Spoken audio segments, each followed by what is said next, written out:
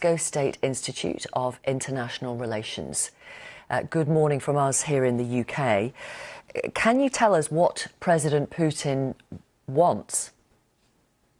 President Putin has told himself a lot of times, starting from 2014, what Russia wants and what is important for Russia. First of all, Russia wanted Western countries not to support the government which came to a power in Ukraine as a result of state coup, which happened in 2014 and which was absolutely anti-constitutional.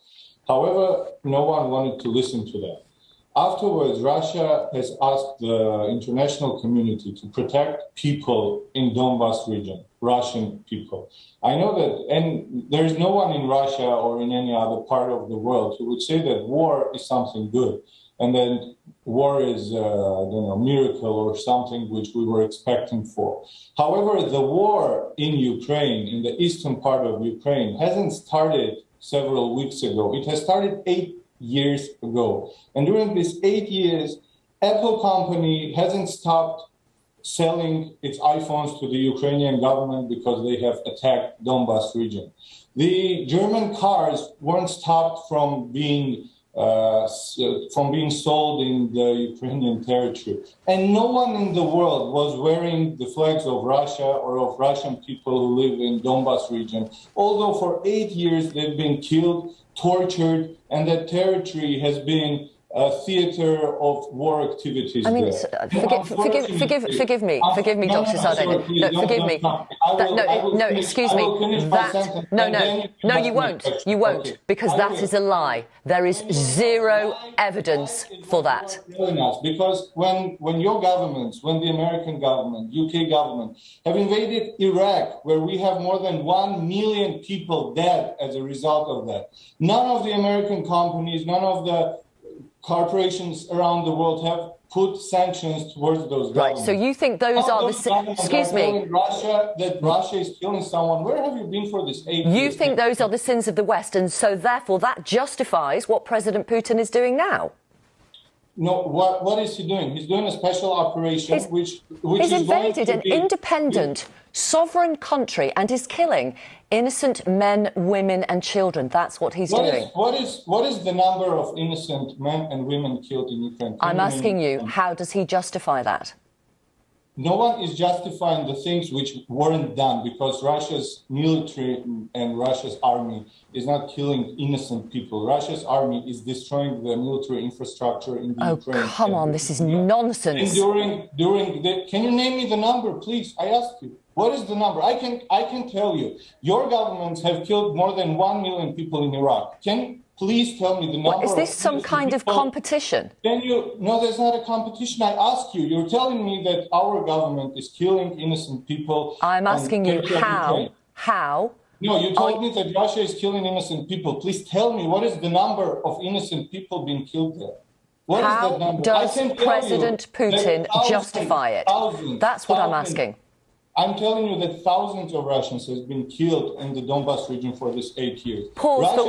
Excuse me. Could you pause for 1 second? Pause for 1 second, please, sir. Yeah, please. How does President Putin justify killing innocent men, women and children in Ukraine? Russia's president shouldn't justify the things which are not done. Russia is destroying at the moment the military infrastructure of Ukraine. And the reason for doing that is that Ukraine is a threat to Russia's security for the moment, and to the security of Russian people who live in the Donbas region and who have been killed for these 8 years, and where there is a obvious danger of a genocide for the Russian-speaking minority. And you have seen... Why have hospitals been hit? Why has a TV tower been hit? Why has an administrative building in the north of the country been hit? Why has an orphanage been hit? Is that military infrastructure?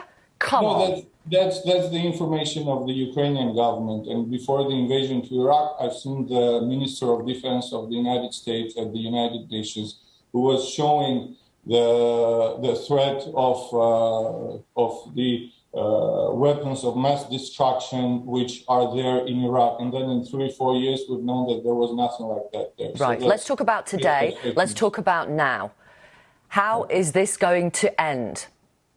This is going to end with the neutral status of Ukraine, which will not pose any threat to Russian Federation's security. Ukraine shouldn't be a member of NATO. This will end. That's up to Ukraine. Security. No, that's not up to Ukraine, because otherwise... Of course it is. It's an independent country.